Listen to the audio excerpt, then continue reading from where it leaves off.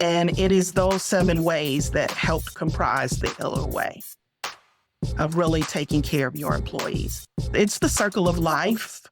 If you take care of your employees, they'll take care of the customers. The customers will then take care of the ownership because they'll become repeat. They'll spread the word of how well you operate. The owners will hopefully then return that to the management team by compensating them, providing opportunities for growth and bonuses. And then the managers, the cycle continues, takes care of the employees. Voices with value, stories with soul, tools for transformation. This is Innovation Insights.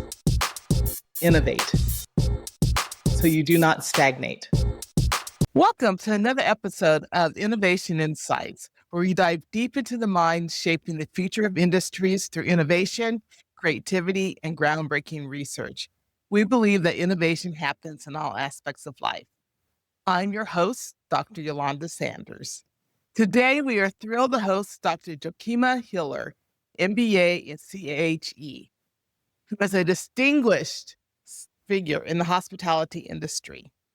Jokima's journey is a fascinating blend of academic excellence and entrepreneurial spirit. She holds a bachelor's degree in restaurant, hotel, institutional, and tourism management from Purdue University Northwest, an MBA from Keller Graduate School of Management, and a doctorate in hospitality management from Iowa State University. Jokima has not only educated high school students through her online school, Hiller School of Hospitality, but has also imparted her vast knowledge to college students at institutions like the Chefs Academy, Harrison College of Indianapolis, Missouri State University, and currently, Indiana University Northwest. Her career achievements are just as impressive, having co-authored books such as The RevPAR Formula and The Red Book, penned 7 easy ways to show your employees you care, and contributed to I Survived, a collaborative book by survivors of life's challenges. Her creative prowess extends into children's literature with the story-coloring book Sabrina and Her New Shoe, which initiates conversations about diversity. Jokima's accolades include being named one of the 25 most influential educators in global hospitality in 2021, among other numerous recognitions. Despite facing personal challenges, including becoming an above-the-knee amputee, she has continued to thrive as an educator, author, speaker, and mentor, significantly contributing to management and entrepreneurship. Join us as Dr. Jokima Hiller shares her unique insights and experiences. Tune into her podcast, Your Hospitality Moment That Mentors, to discover how you can further develop your career in hospitality. Let's dive into a conversation that promises to be as enlightening as inspiring. So, Jokima, welcome to the Innovation Insights podcast. I'm so happy to have you here. Thank you. So happy to be here. So tell us a little bit about your background and how did you end up in the hospitality field? Sure. Well, I am an Army brat. My father is a retired lieutenant colonel in the Army. And so growing up, we traveled quite a bit, as I did as a young person with my family and also with my church. So I just remember getting up in the morning. My dad would go off or to do his thing. And my mom and I have an older brother, we would go off and do our thing. And then when we would return at the end of the day, I would go, oh, wait a minute, who made our bed? Mom, you didn't make us make the bed this morning. Not understanding that there was an entire department called housekeeping. Or we would go down for breakfast in the morning and then we would eat and we would leave. And I'd go, oh, we're going to go to jail because Daddy, you didn't pay for breakfast. Not understanding that there were hotels where breakfast was included in the rate. And so for me, hotels began to be what I call magic places because things would happen and I would have no idea how they occurred. So when people would say I was probably early as about 6 or 7 years old, well, what do you want to do when you grow up, young lady? I could articulate that I wanted to work in or do something with a hotel. So that's a great story. And it is amazing how childhood, what you're exposed to, what you experience, how that impacts your career. Absolutely. Absolutely. And then fast forward, I was about 15, 16 years old and had an opportunity to work within the human resources department of a hotel that was in our area, the largest hotel, and it was attached to a live theater. And the rest was history. I was hooked. Oh, well, then how did you then move into academia from working in industry? Sure. I was recruited to turn around a hotel in the Indianapolis, Indiana market. And I actually declined it at first. This gentleman, I had just opened up a hotel in Portage, Indiana, and had been operating it for about a year. And I got this voicemail message from this gentleman who says, "You probably don't remember me, but I saw you speak in the Chicago, Illinois area. And ever since that presentation, I said, I really want this young lady on my team." And he says, "I now have that position that is available on my team as general manager of this hotel." And so I declined it because I was I was working 7 minutes from my home. I had a wonderful staff that I had hired and trained, and everybody had the Hiller hospitality stamp on them. And it was my baby, my hotel. And then I thought about it. I was like, this is my opportunity to move, to branch out, to test the waters, to see if the policies and procedures and practices that I had created could be used elsewhere. And so he made me an offer I couldn't refuse, got there, and it wound up being, unfortunately, one of the worst jobs I ever had. But in doing so, that year that I worked to turn around that hotel, I had built an awesome team, including my assistant general manager at the time. Name was Jill Woods. And so one day I looked at her and I said, "You're ready, aren't you?" And she goes, "I am." And so I thought it's my time to move out of her way and to advocate for her to be the general manager, that it's her turn. And this all happened so quickly. That night, I called my mom as usual.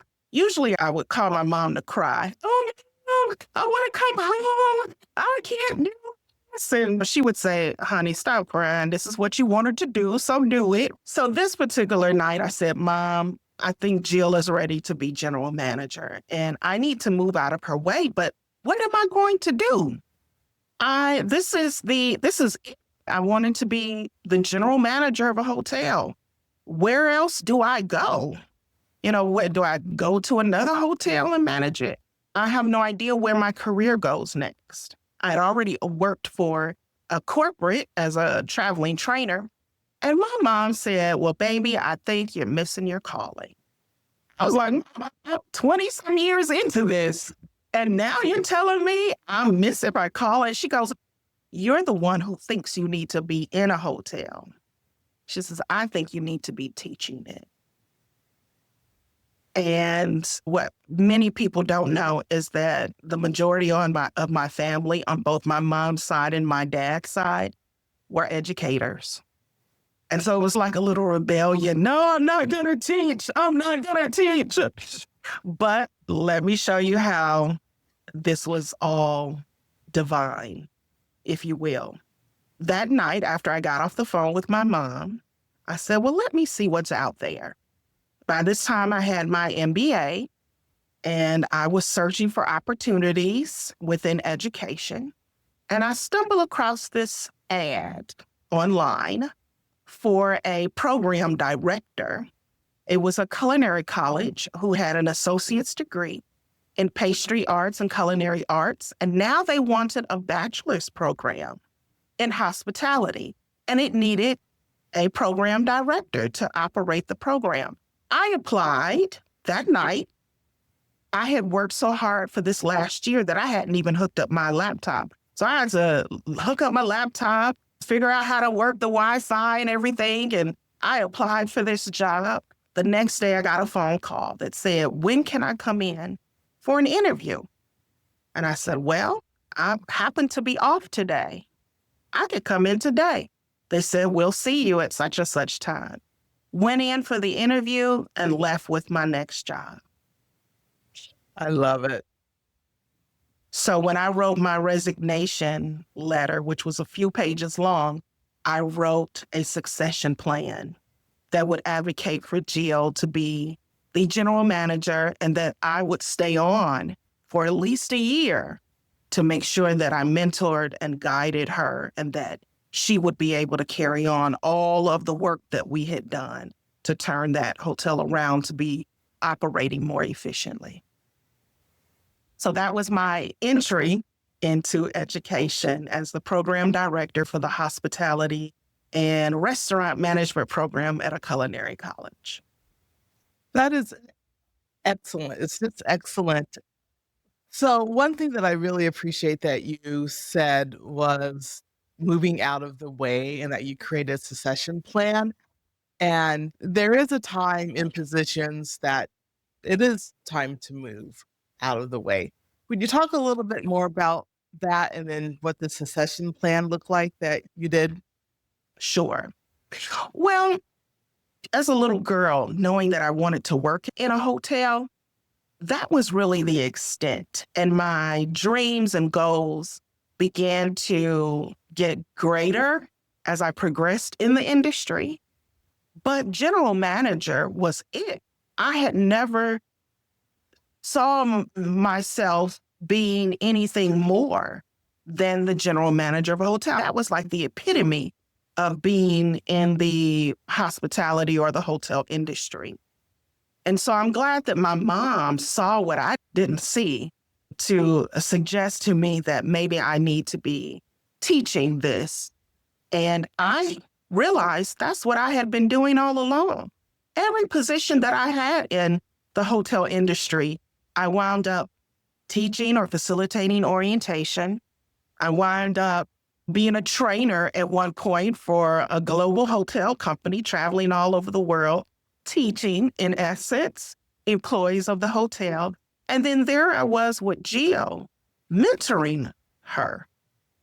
And I talk a lot about there's a difference between being able to advise someone, and then there's a difference between advising and then mentoring. But the ultimate is being in a position to advocate for someone. Who better to be the next general manager of that hotel than someone that I had advised, mentored, and trained? She would be able to carry on everything that we worked so hard to implement. And so when I wrote I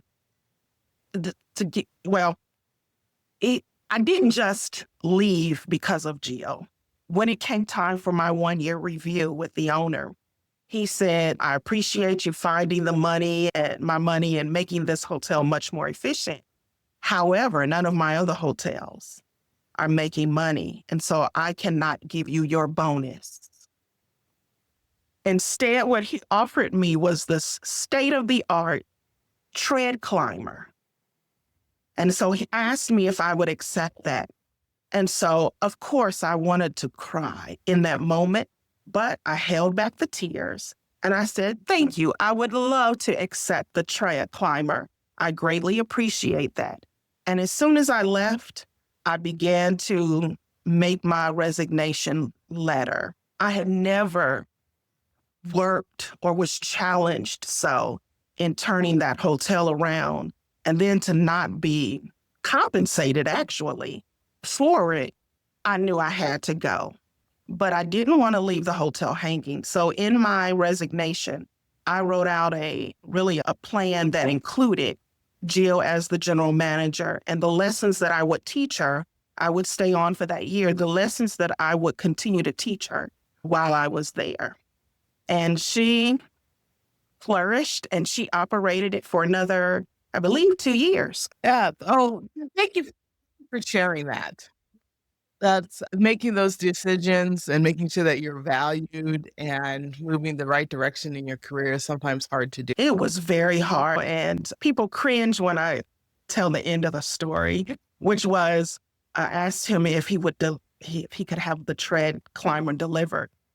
And so he and another one of the owners got a truck, brought it to my apartment, and got it to the door. And they opened the door, and they looked, and there was 2 flights of steps. I'm sorry, but I had to laugh to see them huff and puff to get that heavy tread climber up 2 flights of steps into my apartment. And I kept it until my final move from my last position to this one. So I wound up letting it go, giving it to someone before I moved back to Northwest Indiana.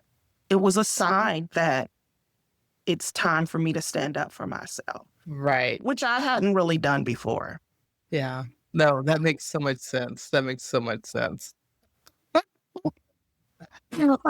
Well, something else that you mentioned earlier was the Hiller way. I want to hear more about the Hiller way. Sure. Well, I, in my beginning in the industry, learned a lot of what not to do. And so I promised myself if I was ever in a position to be the supervisor, the head, the general manager, the boss, the department head, that I would do the things that I wanted to do in regards to supervising or managing my employees. And so the Hiller way is combined of what I have a booklet called 7 Easy Ways to Show Your Employees You Care. And it is those 7 ways that helped comprise the Hiller way of really taking care of your employees. It's the circle of life. If you take care of your employees, they'll take care of the customers. The customers will then take care of the ownership because they'll become repeat. They'll spread the word of how well you operate. The owners will hopefully then return that to the management team by compensating them, providing opportunities for growth and bonuses. And then the managers, the cycle continues, takes care of the employees. Employees take care of the customers, take care of the owners. So that to me is the circle of life, and the Hiller way, Hiller hospitality way really kind facilitates moving in that circle. I really believe in as being a manager of others, of taking care of them. Well, yeah, what an innovative way to brand that too. I love it. So, you've been very innovative and entrepreneurial in your career. Would you talk a little bit more about like Hiller Inc. and um, Yes. Okay. So Hiller Inc., and I'm sorry, I get excited because this was my first kind of venture out into being an entrepreneur. And it was INK, which I thought was so savvy. But growing up again, I go back to my family. My father was really into technology. So we were the first ones who had the Atari video game. We were the first ones in the family on the block who had the next type of video games that were out there. And so we were the first ones that had a video camera. So my dad videoed every event that happened in our family's lives. But then we were also the first ones that had those big computers, desktop computers with the printer, and it was all top of the line and everything. And I was so fortunate because I had just started college and we didn't have computers in high school. That's how early or long ago, I'm telling my age, how long ago this was. But I could type my papers. I didn't have to wait to get into the computer lab at school. I could do everything right there at home and then print it out. Because back then you turned everything in by hand and it was wonderful. Well, then I started to see I could make my own birthday cards. My parents celebrate their anniversary. I could make their anniversary card. And I believe the story goes that I was sitting in school working on my bachelor's degree, and I had one of those cards. I was editing it, looking at the words because I usually came up with my own words and pictures and everything. And I had a classmate. She said, "Oh my goodness, you did that."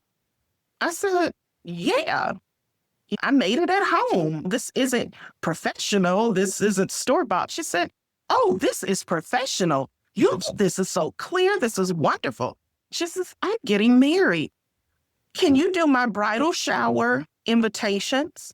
And I was like, whoa, wait a minute now. I've never done anything like that. I don't know that I'm ready. And she says, "You're ready. How much?" And I was like, well, I've never thought of charging. She says, "I'm going to show this to my mother and I'll bring you what I needed to say. Can you do 200? I was like, "For a bridal shower?" She says, "Well, I've got a lot of family out of town, so I just want to make sure that they are aware of it." So I got home, I started looking at stuff, and I'm like, I don't know how much to charge. And that was the beginning, because then she had me do her thank you cards for the bridal shower. She had me do her program for her wedding.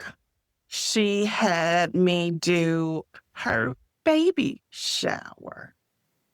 So all throughout college, I was able to do these types of things, and it just completely took off to the point to where my niche, if you will, was doing the program. When people sit down at a wedding, was the program that they would actually see and look at the story of the bride and groom. And that was my entry into event planning. Was, oh, wow, if you can do this, can you coordinate all of this? What can you do? Can you help us plan this and put this together? And that was the beginning. Oh, so interesting. That was your entry into event planning too. I know. Yeah. Yeah. Well, you've had another business, which was the Hiller School of Hospitality. Tell us about that. Oh, that was truly, when people say a labor of love, that was definitely it. So now here I am in education now, and I began to hear some rumblings about the caliber of student that we were getting. And coming from high school, or these students didn't have a general knowledge, if you will, of hospitality. So what was happening was that they would get a few semesters into their college education, and then they would quit, because it was now an aha moment. Oh, I'm going to be working when everybody else is having a good time. That's the nature of the industry.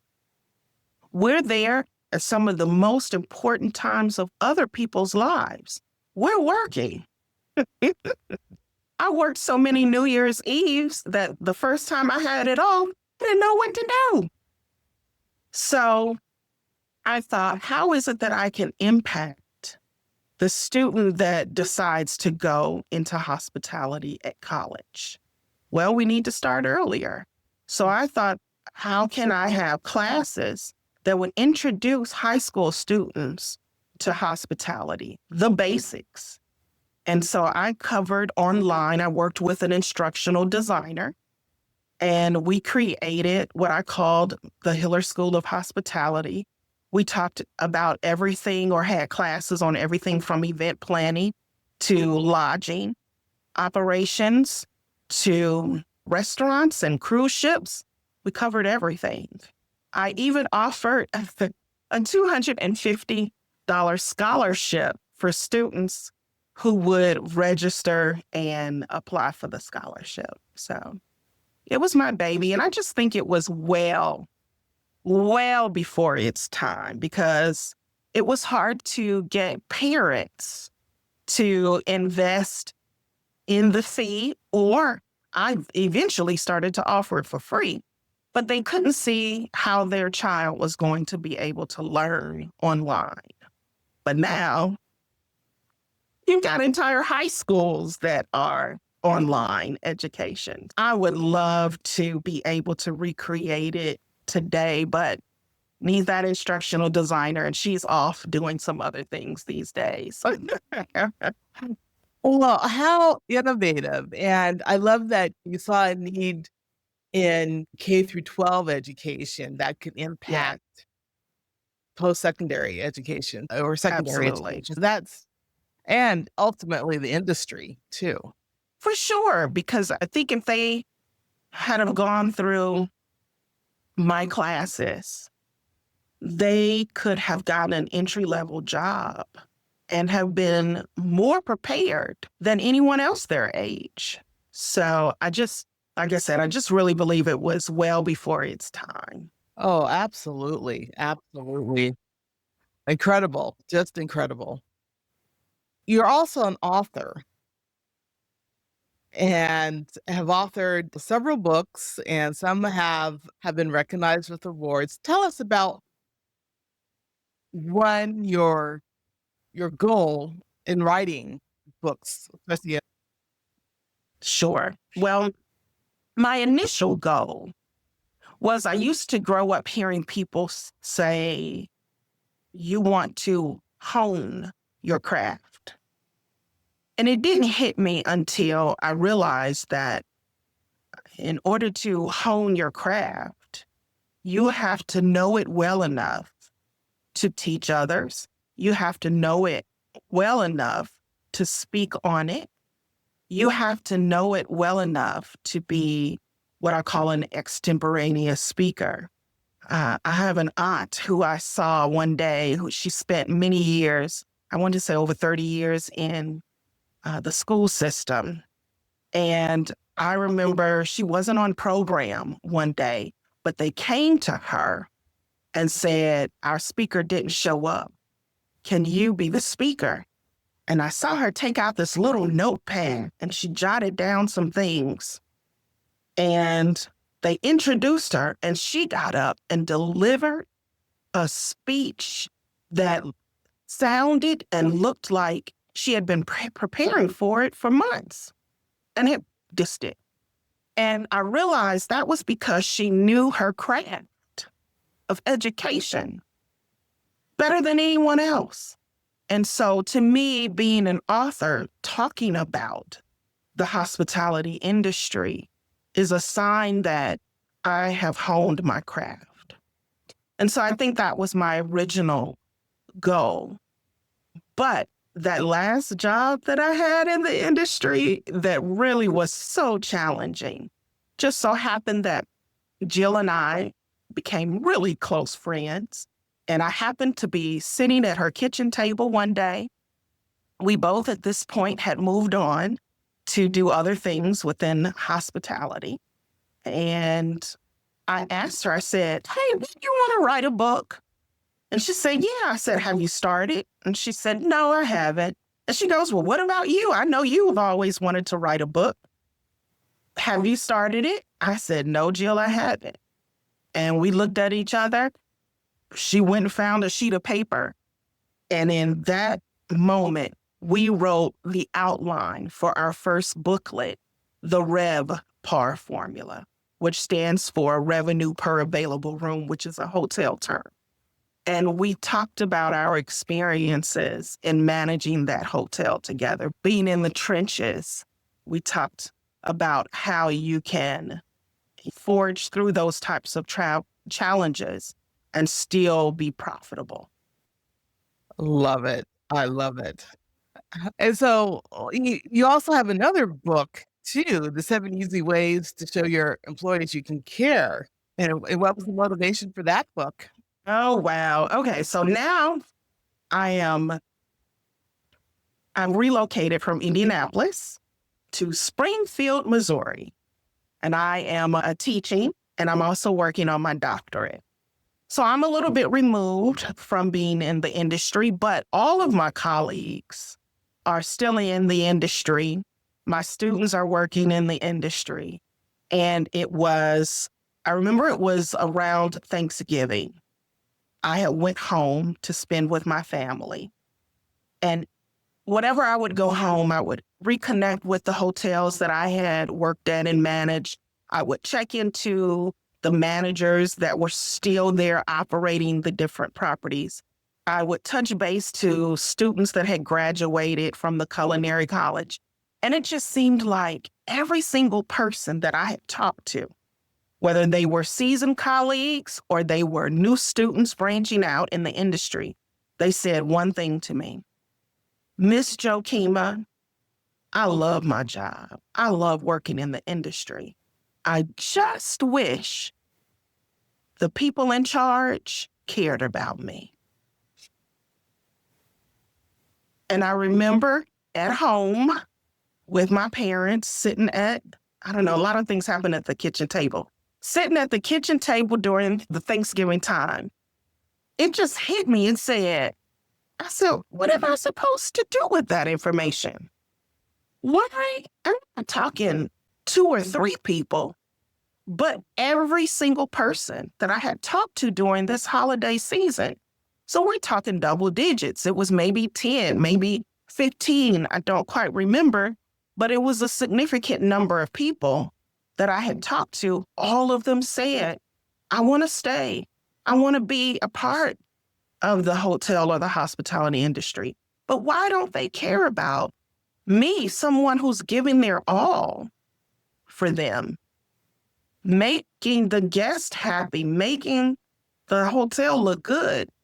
Why don't they care about me? If they would, I would be more excited, more loyal. And I just kept going, why is this touching me? Well, why are people telling me about this? What am I supposed to do with that? I can't be their supervisor. I'm not managing anymore. And something said to me, write what you would want those managers that are supervising others to know. Write a love letter to them that says, let me tell you how I cared for my employees during my time in the industry. And that's what I did. I sat down and I free-flowing of remembering some key tactics and things that I did to care for my employees. When I was done, I had 7, and they were all easy, low cost. And I went back to my very first supervisor, the director of human resources of my first job when I was 15, 16 years old, and I had him write the foreword. And so he talks in the foreword about who I was growing up in the industry and how he showed me that he cared about me. I'm getting emotional. We're still good friends today. In fact, he doesn't know it, but I call him my godfather. And so then it was so appropriate to have him talk about how he coached me out of my shyness. And then I turned around and was able to come up with these 7 ways to care for my employees. And so that's how I look at it. It's my love letter.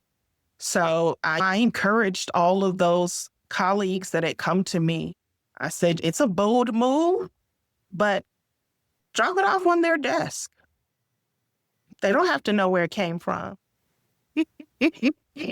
But maybe it will prick their heart. Absolutely. One thing that I so appreciate about you is that you see a need, and as an innovator, you take action on it. Yeah, I have to, because I wanted someone to do it for me. When I think about one of the things that my students say is, Miss Jokima, you have experienced so much, a lot of it negatively. When you've overcome these challenges, how? And I go, I honestly don't know how, because I was alone in many of those challenges. And when I think about the podcast that I have, Your Hospitality Moment That Mentors, what I did was one day I sat down and I wrote out all the situations that I had encountered in my life, in my career, where I was just twisting in the wind to try and figure it out. And that's what my podcast is about. Let me tell you about this situation, and here's how I handled it. Do that.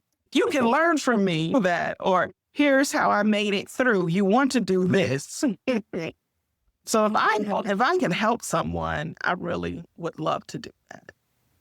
And we will make sure that your podcast is included in the show notes too, because again, you're just giving so much. One thing you mentioned, you have referred to yourself, or your students have referred to you as Miss Jokima, but you're actually Dr. Jokima Hiller. And that's how we met, was when you joined the doctoral program. And I would say, tell us a little bit about why you decided to pursue a doctorate degree and a little bit about your dissertation research. Sure. Let's see. I had transitioned into working for the culinary college, and I was just 2.5 hours away from my home in Northwest Indiana and from my alma mater, which is Purdue University Northwest. And so I would always say, hey, I'm coming into town. I would talk to my department head, who was still there, and to some of my professors and say, I'm coming home. Do you need me to speak? Do you have a class?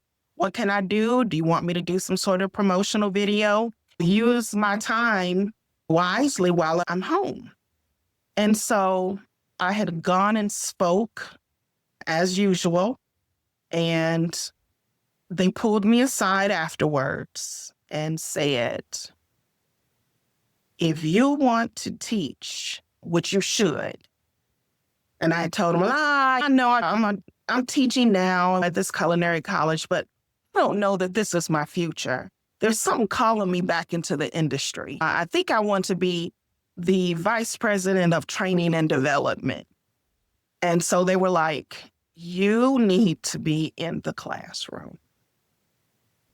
You need to get your doctorate so that you can move into teaching at the university level. And the department head at the time said, and you got 5 years to do it because I'm retiring. I'm smart enough to know that he wasn't saying, come get my job, but it was a challenge to say, if you want the type of sustainability in education as he had, that the best way, or really the only way to do it, was that I was going to have to take it another step forward and get a terminal degree. So when I returned, I said, I got to get started. And that's how I started working on my doctorate. And with my dissertation it takes me back to that 15, 16-year-old and having a supervisor, a boss who saw things in me that I didn't see. So when I finished my bachelor's degree and I told him, I know I'm a human resources person, you've taught me everything. I sat in on departments being unionized. He allowed me to sit in on sexual harassment situations. He was the epitome of a mentor. I said, but I got to keep going. I need to know operations so that I can be a general manager. That's what I wanted. And so I know I broke his heart probably because he truly taught me and mentored me. But when I was promoted to my first assistant manager position, I told him, I can't do this. I'm not ready. This isn't for me. Although I focused on people, I missed the whole operations. I'm so far behind. How can I manage people who know more about this to me? And he says, well, what do you know? I said, I know how to treat people. And he said, that's what they need. They'll show you how to operate, but you need to go in there and you need to treat people well. And so that stuck with me all the way until now I'm working on my dissertation. And I thought, I've got to share with people that one skill that will make you sustainable within the hospitality or hotel industry, and that's social intelligence. And I know everyone has heard about emotional intelligence. I've seen all sorts of journal articles and books and all of this information, workshops and classes, and it's been woven into different college and university programs, but nobody's talking about social intelligence. And to me, when I look at its definition, it is exactly what a general manager needs at a hotel because of the myriad of people that they interact with. It's not just employees. It's not just customers. They've got ownership. They've got the public. They've got vendors. And social intelligence says you can't just manage your emotions. You've got to be able to observe and be able to look at people's nonverbal behavior and know what their emotions are. But the second piece to that definition is you need to know how to act. What do? Are they mad enough to where they require an apology? Or are you just going to say, well, thank you for letting us know. Have a great day. That's the difference between having a customer who becomes more loyal because they got that apology and they come back, or that customer that leaves and then puts a negative review online, tells other people you don't want to go there. They did nothing. I didn't even get an apology. And so I am a champion of social intelligence being, if nothing else, because it encapsulates, is that a word? Encapsulates all the other skills that we say that they need, that people need in order to be a manager, interacting with other people. It includes emotional intelligence. It includes personal communications.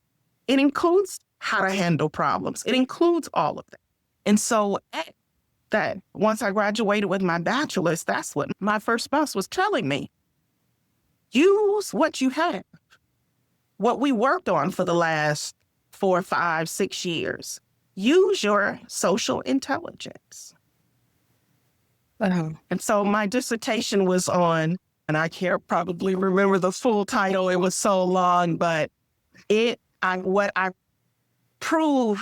was able to prove is that someone with a high level of social intelligence will feel more comfortable in their role in the industry. And they call it person to vocation fit. So that person, that individual will feel fit for that role if they know how to handle it. And so that will then lead to a decrease in turnover in the industry. So they may have to keep going until they get into that one position that fits well, but they'll still be loyal to the industry. They won't go, oh, well, you know what? I didn't like being a front desk agent. I didn't like working as a restaurant server. They'll still stay in. They'll keep looking for that position that really is the epitome of a supervisory role for them over the years. Fascinating. And I feel like it really applies to so many disciplines and industries. It does. The service industry, I think. And I think because I remember, way, way long ago when I was working on my bachelor's degree, I remember one of my professors drawing a stick figure on the dry erase board, or it might have been a chalkboard, who knows? But they drew a stick figure, and then they drew lines to all of these people that one general manager had to communicate with. And I thought, that's what your job is. Your employees are going to operate the hotel, but you need to communicate with them on what the goal is, what's the vision, what's the priorities. You need to be able to show them that you care. And by having social intelligence, you can do that because you'll know when they're having a rough day and how to react. You'll know when they're having a great day and how to react. You'll know when that vendor who's bringing in your Coca-Cola, you'll be able to observe how they're doing that day and how to react. And it just continues to allow you to build those relationships. And I think a testament to that is right now I am teaching a class for the very first time at my current place of employment on hospitality and tourism management. And every week I have a new and different guest speaker who is currently working in the industry. And my students are going, what? This person is the CEO of a city's tourism department. How do you know that person? And I go, well, actually, I've known this person for 15 years when they were the director of sales for a hotel. It's because of that social intelligence and those relationships that I built over the years that we're still, at the very least, Facebook friends. And so I believe it's been tested and tried by me, and I'm 100% support. If nothing else, we need to infuse social intelligence into our programs. I love that you have framed that and the way you frame that up. It really speaks to networking, the power of people and relationships. We just need them. We need it. Yeah. We need it. And it's funny because even today on Facebook, if I put, when will I ever get my own hotel? Or I'm going to ditch that vision or that first dream or idea or whatever. I'll have people who will come out of the woodwork from high school who will say, because you're going to hire me as your construction worker. You're going to hire me for this. No, everybody's waiting on that. And that's because of the relationships that I've built. Okay, I want us to talk a little bit about Sabrina. I have become a fan of Sabrina and got to know Sabrina through social media, as you were just speaking about the importance of social media and keeping those connections that way. Tell us about Sabrina and how Sabrina came into your life. Absolutely. Sabrina has her own fan club. And so that I don't get in trouble, her name is Sabrina Latrice Louise, and it is hyphenated, Hiller. So that's her full name. So I became a right leg above the knee amputee. It will be 10 years in August of this year.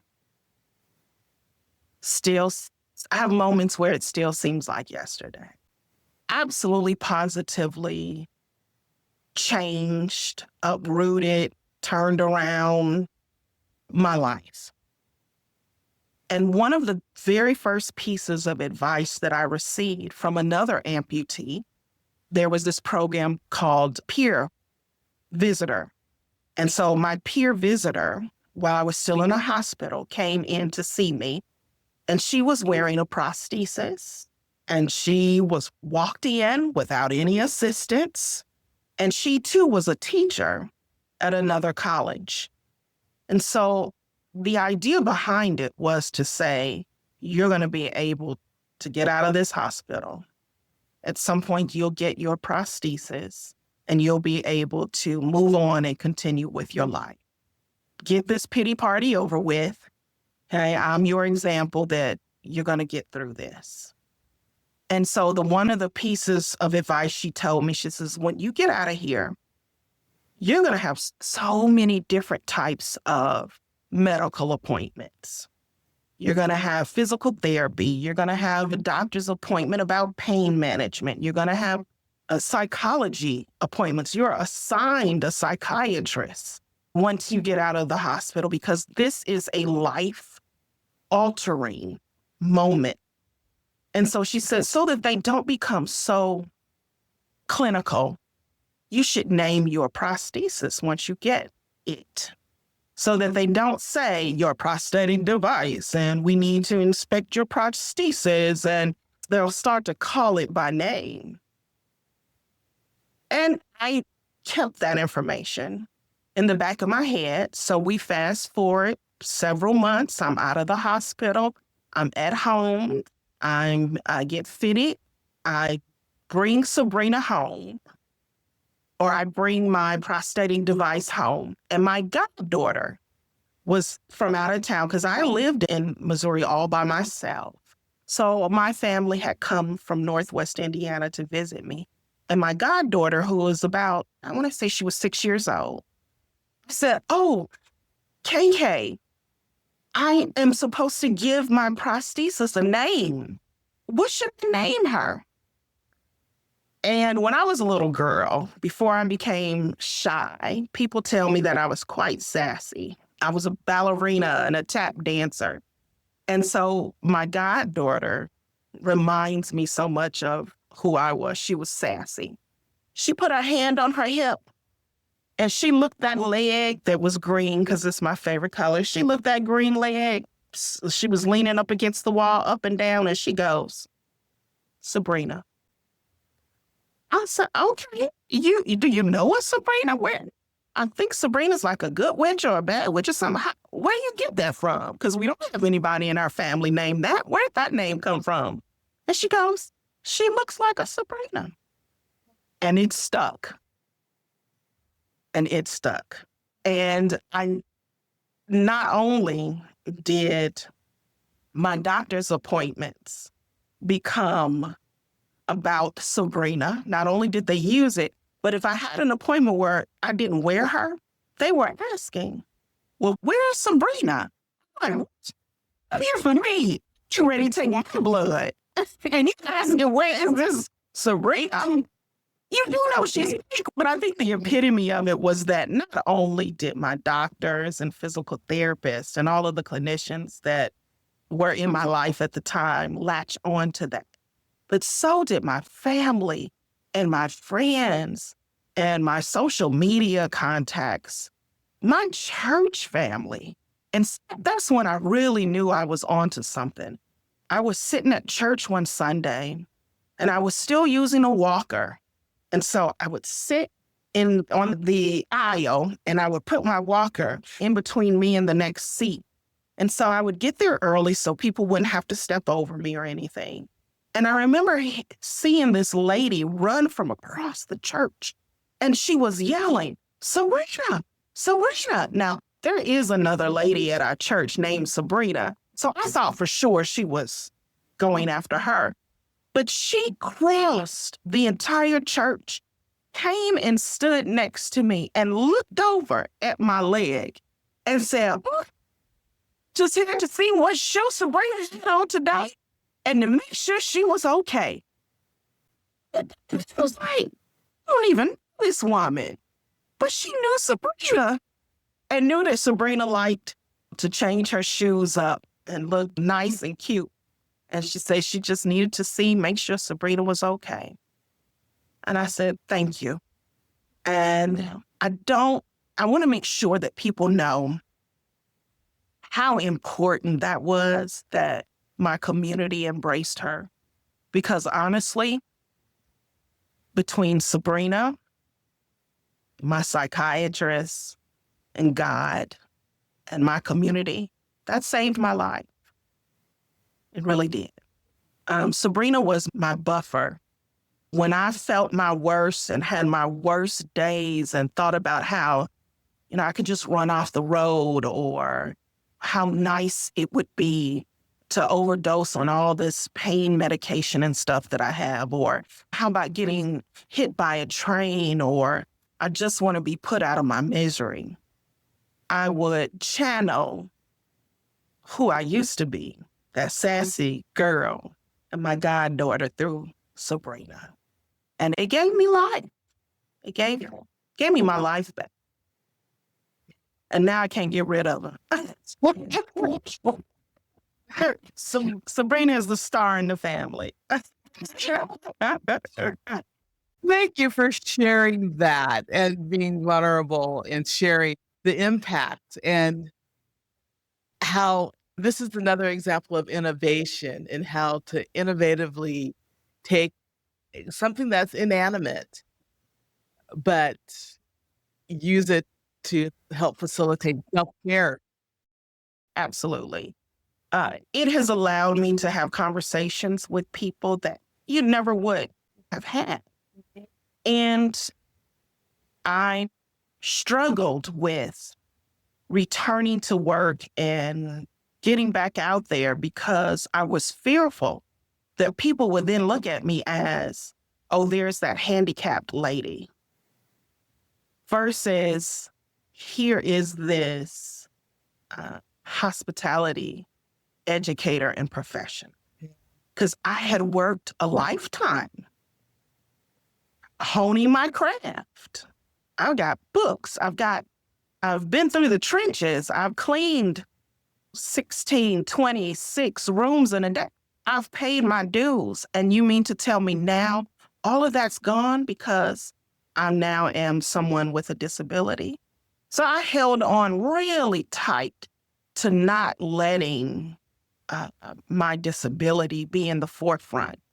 But when I saw how Sabrina, people loved her, and we began to have conversations again about being a workaholic, being a woman, being a Black woman, a one without any children who wasn't married, and how you could have a situation like me, which is I was such oblivious to anything else going on in my life, living in a town where I didn't know anyone. All I did was worked on my doctorate, worked on my teaching, honing that craft until I didn't pay attention to what was going on with my own body. And before you knew it, went to the doctor. She prescribed some medication for me. It says right there on the bottle, I still has it, high risk of blood clots. And it created blood clots in my legs. And this to me is the defining moment that shows just how out of it I was. When the nurse said that the doctor said, if you can't come back in tomorrow, can't wait, if you feel that bad, that you can't wait to come into the office tomorrow, go to the emergency room. I asked the nurse, I said, well, where is the emergency room? And she says, well, we're affiliated with such and such hospital. So I typed into my phone the name of the hospital, and I got myself in my car. And why was it right down the street? I have been passing it every single day on my way to my job. A big old hospital. And I had no idea where it was. But I got myself to that hospital. And like I said, in a matter of months, I left out of there minus one leg. Yeah. Thank you again for sharing. And you have demonstrated that Sabrina's a partner, She's my friend. but doesn't define who you are and your amazing career and everything that you have done and are continuing to do. I would love for you to define innovation for us. Sure.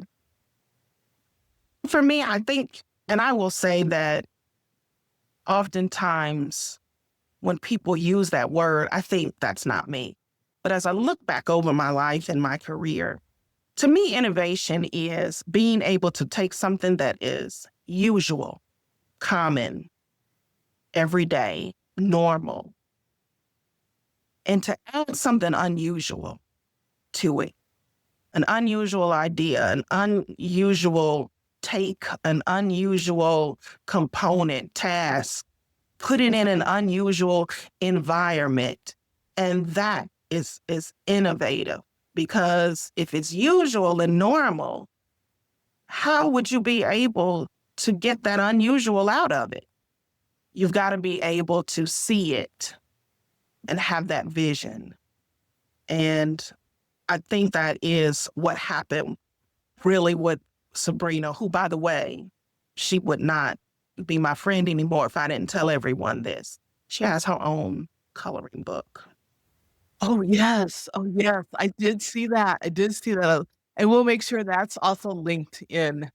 Thank you. Yeah. Oh my gosh. And your productivity and again, you just seeing a need or an opportunity, and as you said in your definition, taking something and then making it different. I mean, you're just such a great example of that. And I love your definition. And thank you for being here with us today. Thank you for having me. It's been a pleasure. You are just, I don't know how you get it all done or have gotten it all done. I don't know either. But I don't know either. My mom is no longer with us. But I remember in her last days, I was still challenged by being an amputee. I was still challenged by not being able to continue the type of career that I thought that I wanted within the hospitality industry.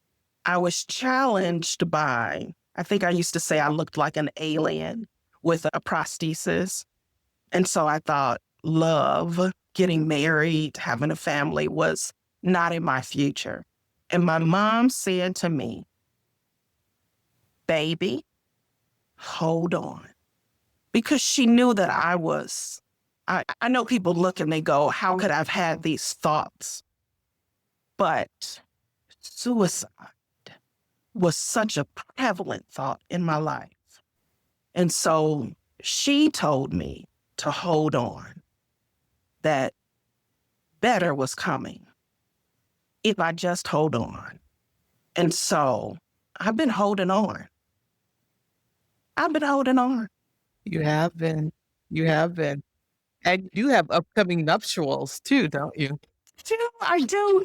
I wish she was here so I could tell her just how right she was. I wish I could tell her. Oh, she's watching you. She's watching you. Oh, goodness. Well, congratulations on your upcoming Thank you. nuptials and just everything. And we'll have you back because I know that you're going to continue to do like amazing things. Oh my goodness. Thank you so much. I enjoy following you and your journey. And I just remember the day that we met on campus, and I was just excited to see you in the program. And Thank you so much. yeah. Oh, well, thank you again. And to our listeners, we hope today's conversation with Dr. Hiller has enriched your understanding of hospitality and people, and just people, and how to be innovative in your approach to embracing people. And so remember that every challenge is an opportunity for growth and innovation. Please make sure that you follow Dr. Hiller's work and tune into her podcast, Your Hospitality Moment That Mentors. And the link will be in the show notes. And so for more inspiring stories and innovative ideas and leaders in our industries, please continue to listen to the Innovation Insights podcast. Subscribe, stay connected with us, and visit our website too. And thank you for tuning in.